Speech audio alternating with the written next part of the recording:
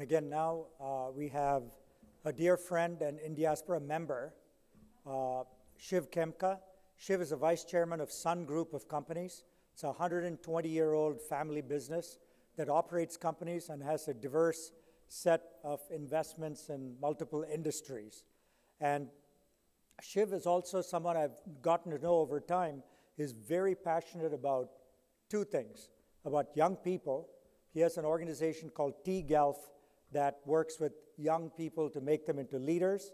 And the second area he's very, very passionate about is climate and climate change and climate action. And he recently, I know a year ago or so, spent about 10 days in Antarctica with Eric Schmidt, the chairman of Google, really firsthand getting to know about a lot of things in climate.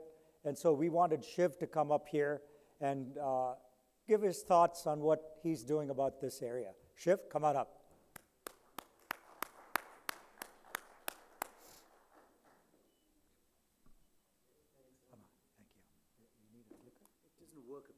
So I have to signal. Sure. Okay. Thank you so much. Good afternoon, everyone. This post-lunch period is always a bit slow, so I have to wake everyone up here. So I thought instead of making it very technical and very serious, I would start off by, telling you a bit about my trip to Antarctica in January.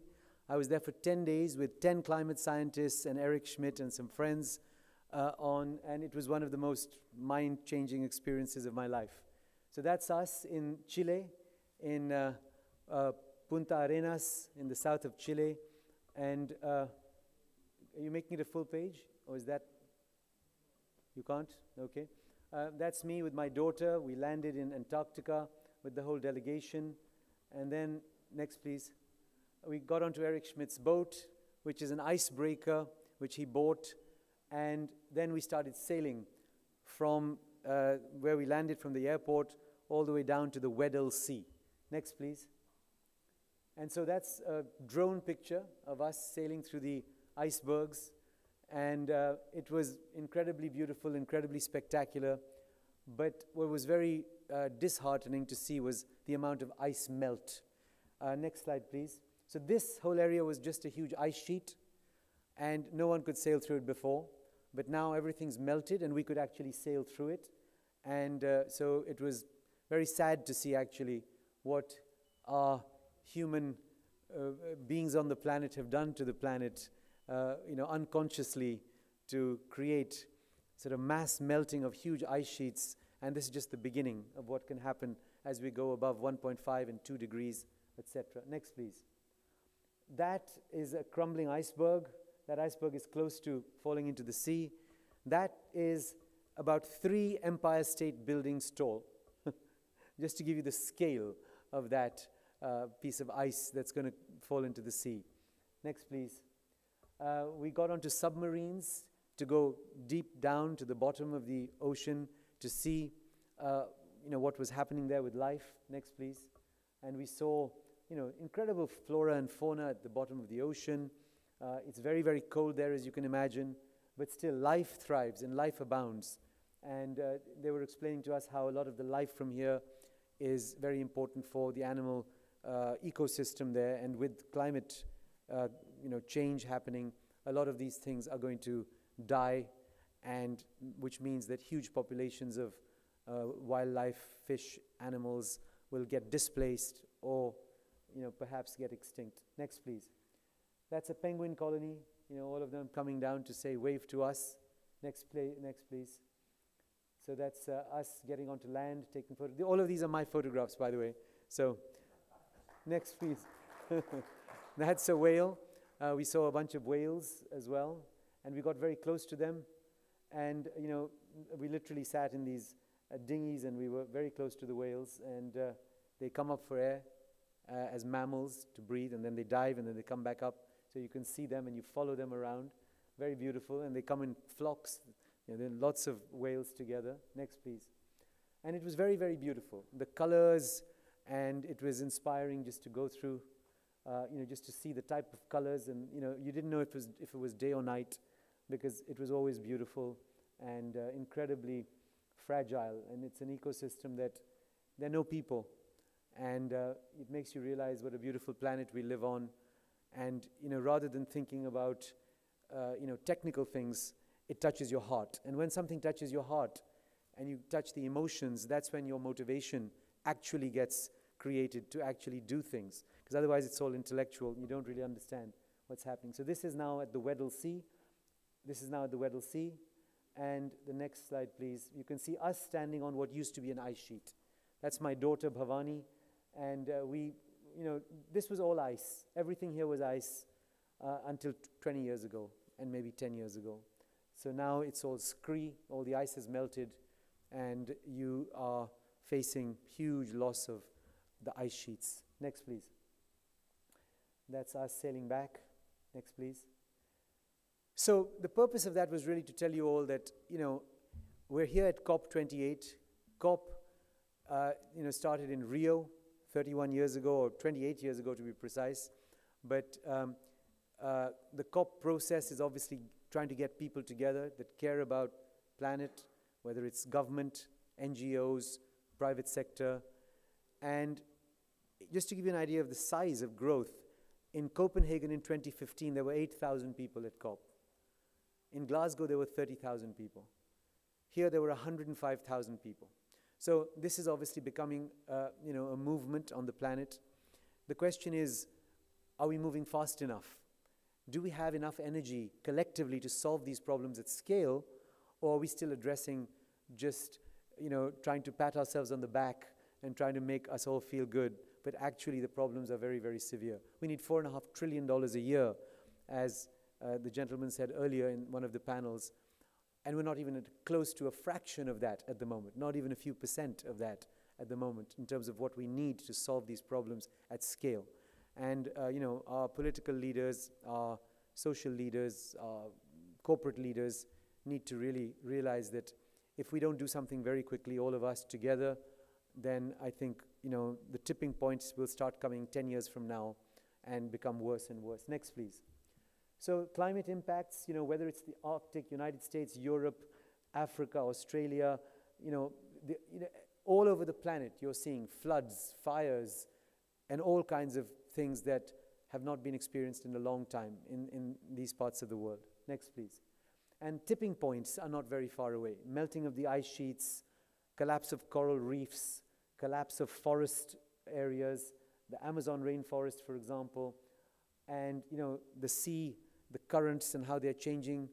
There are a lot of problems that are such huge problems that if we don't do something about it collectively as a human race quickly, we're not going to be able to solve these problems, and you're going to end up with a very difficult planet. With climate refugees, some studies I've read say the climate refugees could go to 70 million, 100 million climate refugees within the next couple of decades. Now, those kind of numbers, when the whole planet today has 70 million refugees, just climate refugees coming on another 100 million, the numbers will become overwhelming, and the challenges we're going to face will be tremendous. Food security, huge issues. Health, huge issues, etc., etc., etc. So we're facing very big challenges. Next, please. And yet, less than 2% of philanthropic giving goes towards climate-related things. Because I think we're all asleep at the wheel. Many people are asleep at the wheel, continuing with their daily lives, not really waking up to the challenges of the collective, threat that the planet faces because of our own misdemeanors over the last couple of 100 years. Next, please. So we're the first generation to feel the impact of climate change and the last generation that can do something about it. That is an important thought to keep in mind. We need to take this very, very seriously. And, I've come to COP. My brother's come to COP. I've brought my team to COP as an example. We are not governments. We are not, actors that are able to move the needle at any scale. But we just feel we need to support and be part of it in any way we can, because that's the morally right thing to do. Next, please. So some years ago in 2020, when the G20 was meeting in Saudi, a bunch of us decided to create something called the Values 20, like the G20 or the B20, the Business 20, or many other 20s that exist. We decided to create the Values 20 because we believe it's all about mindset change. If we don't change mindsets, we're not going to get there. It's not about technical things. It's about minds and hearts and consciousness changing at scale to be able to really do these things. Next, please. So these are the people who got together from all over the world, who are all values practitioners in different ways. And we did something in Saudi, then we did something in Italy, then we did something in Indonesia, and then this year we did something in India, where we worked as the V20, working with all the G20 tracks, Youth 20, Startup 20, Civil 20, etc., to say everything should be about values. If values don't underlie the G20, all that discussion is meaningless. The rudder has to be values and what we need to solve at scale. What are the problems and challenges? Next page, please. And so for us, it's all about leadership with values, and we believe it's about ethics, altruism, decisive action, and education being the foundation. Then it's about an entrepreneurial mindset, because we think that the mindset needs to be entrepreneurial. The mindset needs to be one that says we can solve problems, because it's very easy for us to say we give up, but we can't. We need young people, and all of us that are part of this ecosystem say we need to find ways to solve these problems at scale. And how are we going to do that? And then the environment, of course, is a very critical focus for us as one of the main problems on the planet. Not the only problem. There are many problems coming. Artificial intelligence is going to come and bring its own challenges.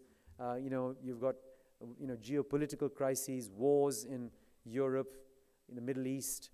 You have all kinds of geopolitical shifts going on the planet. Pandemics, as we know, with COVID. So there are many challenges. But I think that's why, more importantly than ever, is the importance of values at this time, to create a framework to bring people together to lead, and to lead with values. Next, please. So our own foundation, in our small way, has been doing a few of these things for many years. The first is leadership with values. We created a curriculum in 2006 with Harvard University, Graduate School of Education, Columbia Teachers College, and then a bunch of Indian curriculum developers to create a values curriculum based on leadership with ethics, altruism, and decisive action. We've trained about 25 million young people around the world with that curriculum. And the objective really is to focus that now on climate-related activity. So that education system where we train 3 million kids a year. I'm also on the board of Junior Achievement, which is an entrepreneurship ecosystem around the planet. I'm vice chairman of that, which trains 10 million kids a year around the world to be entrepreneurially motivated. And all of that now we're focusing towards climate and environment, because really that is the defining challenge of our times. And Our Planet is a foundation that, or an initiative within the foundation, and working with many other foundations. We don't believe in doing anything ourselves. We believe in always collaborating with everyone else, because we think the minute you want your ego to do everything, you're never going to succeed. So it's all about supporting an ecosystem of leaders and other people on the planet that are trying to do the same things at scale. So that's what we're trying to do. Next, please. These are some of the initiatives we've done over the years. Our curriculum started in 2008 with one school in Delhi, and now we train 3 million kids a year. We've trained 25 million kids over the last many years. We brought Global Citizen to India, Coldplay, Jay-Z, etc., and we raised $6.3 billion for water, sanitation, hygiene, gender equality, and education. And then 2017, we supported Niti Aayog and the Indian government to help organize Global Entrepreneurship Summit in Hyderabad. 2018, we've had the program called the Shuruaat Bus, going to Tier 2, Tier 3 cities to encourage young people to become entrepreneurs. 2019, we took the Entrepreneurship World Cup idea and did it in the Kingdom of Saudi Arabia. 2020, then we did that as a global virtual platform once COVID hit. And 2023, the Values 20 project in India was something we did. And over those years, we did Values 20 in other countries of the world as well. Next, please.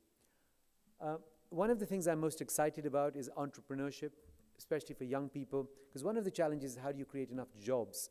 In India, we need to create 1.3 million jobs a month for the next many, many years. How do we do that? We're only creating right now about 600,000 jobs, 700,000 jobs a month. How do you fill that gap? Corporations can't do that. Governments can't do that. The only way you can really do that is through entrepreneurship. So it needs people to be entrepreneurially minded to create jobs at scale. And so we created a fun game. Think about it like the World Cup or the Olympics of entrepreneurship, which we took online and we did, it's been a really fun project. The first year, season 1, we had 300,000 entrepreneurs and $300 million of rewards that we collected and gave away. Season 2, 600,000 entrepreneurs, and season 3, 1 million entrepreneurs. So this is growing fast. It's really to encourage entrepreneurship around the planet, in countries around the world, to get young people to think about what it means to be an entrepreneur. Next, please. So that, again, it's a technology platform. Everything's done online. There's a hybrid. It can be online, offline, etc. And it's a lot of fun. Next, please. So our planet, we said, look, what can we do to help? And we thought the most helpful thing we could do is to build a platform which actually connects people who are interested in doing things, so that people can actually work together and collaborate. And so we've created an open, decentralized marketplace, or we are creating connecting climate-conscious stakeholders to enable funding, research, and climate-focused solutions at scale and speed. So that's what we're doing, so that anyone who's interested can connect into that, one place, standardized, democratized, and connected to everyone else. So we can connect with India in diaspora. If anyone's interested in these type of things, we can connect everyone together, so we all work as a team to solve these problems. Next, please. These are the areas we've chosen: energy, ocean, land, food, biodiversity, water. The top 6 sources of emissions: power, industry, transport, agriculture, building, forestry, and land use. These are the challenges that we need to solve. And our 4 pillars are: how do we fund these things? How do we collaborate to solve these problems? How do we bring entrepreneurs into the ecosystem to solve these problems? And how do we bring artificial intelligence to solve these problems as well? Next, please. We work with lots of partners. We work with lots of partners and lots of other people. This is just an example of the type of people we work with. Next, please. And finally, I leave you all with, one of my favorite quotes, which says that, look, we all feel pretty unable to do anything on our own because, you think the governments are going to solve everything. But the truth is, it needs people like us, passionate, committed, willing to solve problems, working to work together, and then hopefully we can make a difference and move the needle in the right direction. So I just wanted to share what we're doing. And again, I want to thank MR and his team.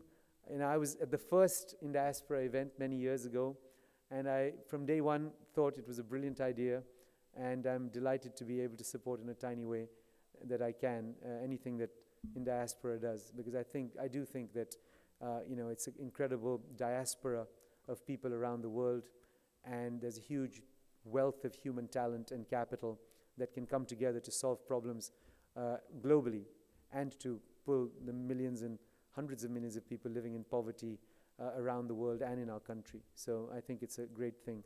So I'd like to give a hand to MR for what he's done. Thank you very much.